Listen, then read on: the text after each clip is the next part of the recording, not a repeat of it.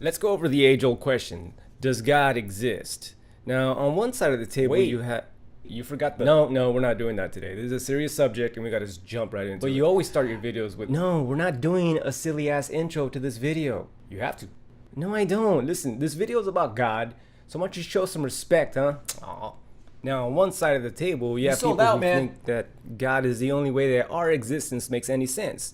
And on the other side, you have people who think that the idea of a deity is silly because our existence could be easily explained through science. And as a fellow truth seeker, I'm left somewhere in the middle, quoting my favorite line in the movie White Man Can't Jump, which is, nah, this.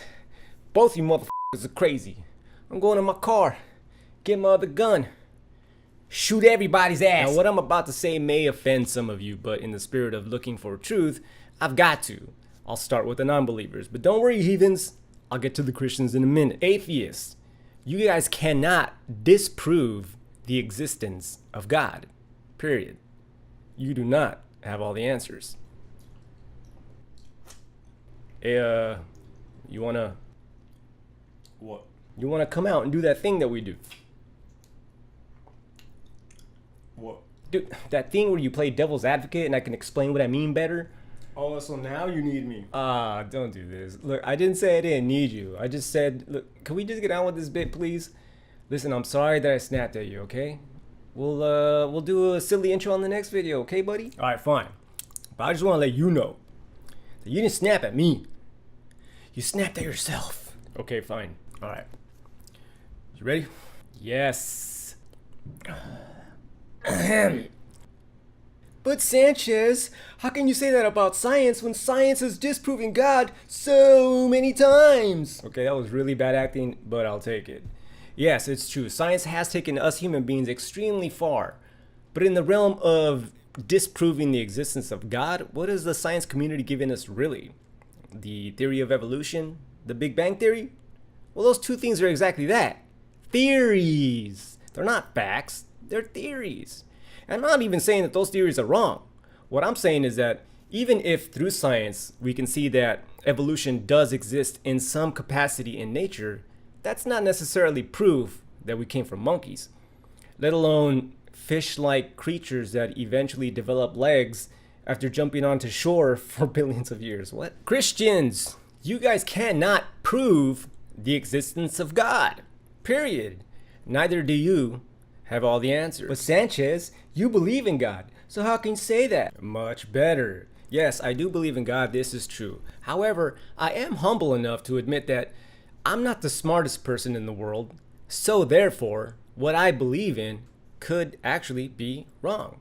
Yes, I am that humble. You guys, come and gather, witness my humility. Now, I believe in God. I hope that the almighty power exists, but at the end of the day, I gotta be honest and say, I don't know. You can't do that, brother.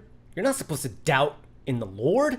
You're supposed to know that God exists. I don't think so. I mean, if God wanted us to know of his existence, wouldn't he have appeared to us through the clouds like he did in the days of old so that we would know that he exists? But if God is real, he wants us to believe in him.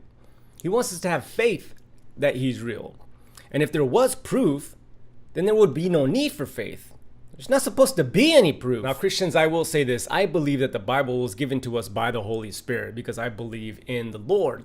However, how is a non-believer supposed to believe in God using a book that they themselves don't believe in the first place? You can't convince them. Well, I mean, you might be able to convince some atheists, but it's not going to work for all of them. Now, atheists, like I said before, I am a believer who's willing to concede that he may be wrong about his beliefs. That if the Bible was not written by God, then it surely must have been written by men. Okay, who then? Who is it that wrote this book that fooled the entire world into thinking that God exists? Do you know? I don't know. But if I had to give an educated guess, I would think that it probably wasn't one man that wrote this book, but it was probably a group of people that came together and wrote this book. A group of really, really smart people that wrote this amazing story, because that's what it is. It's an amazing story. No, it's not.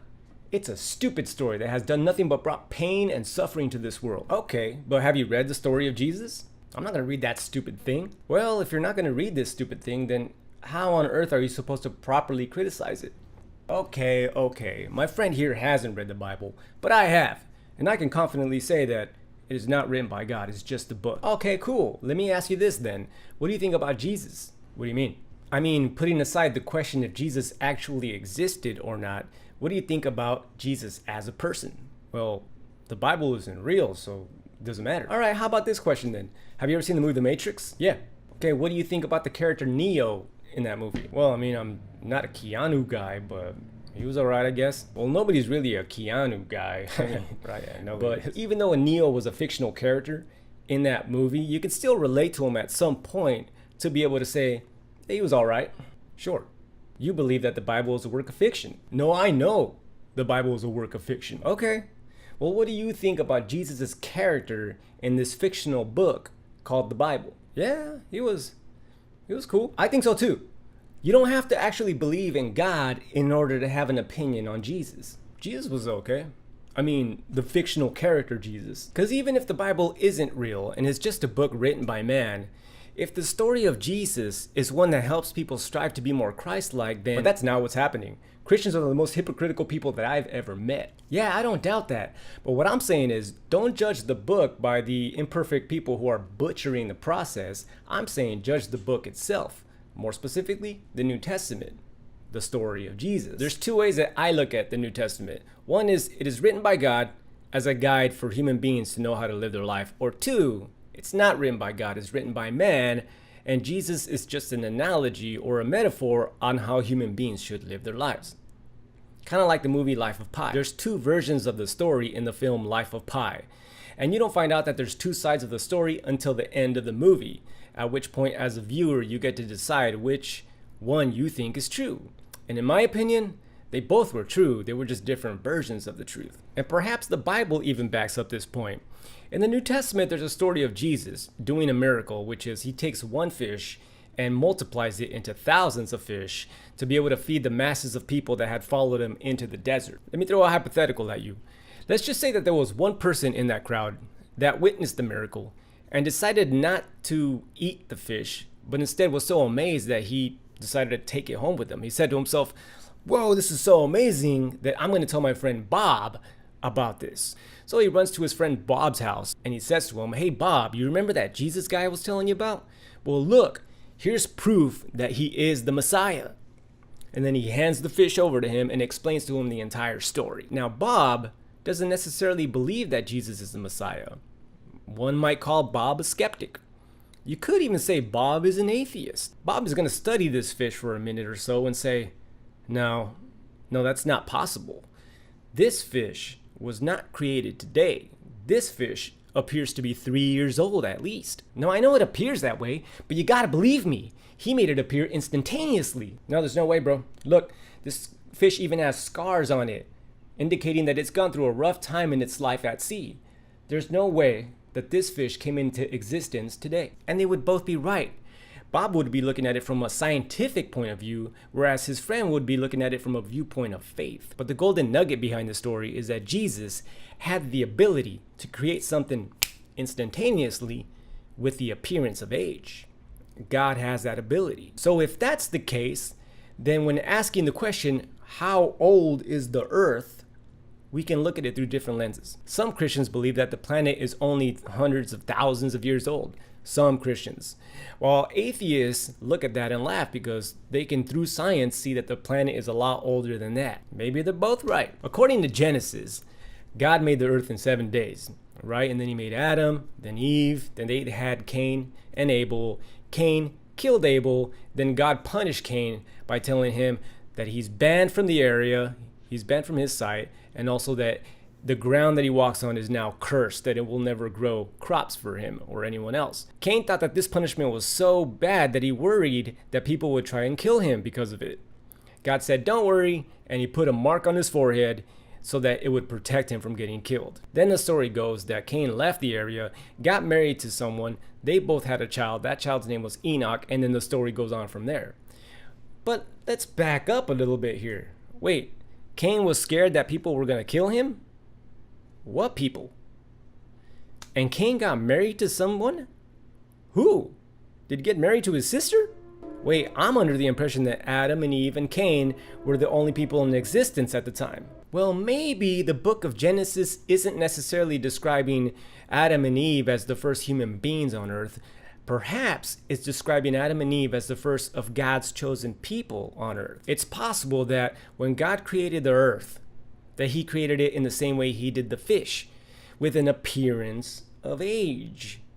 An age longer than 7 days, millions, billions of years even. So when God was creating Adam and Eve, the earth was already created. It already had the appearance of billions of years, and it already had people living on it, which would explain why Cain was scared that people were going to murder him. It would also explain how he got married to someone right after he left. So the question now becomes, well, who were those people? And where do they come from? The Bible doesn't answer that.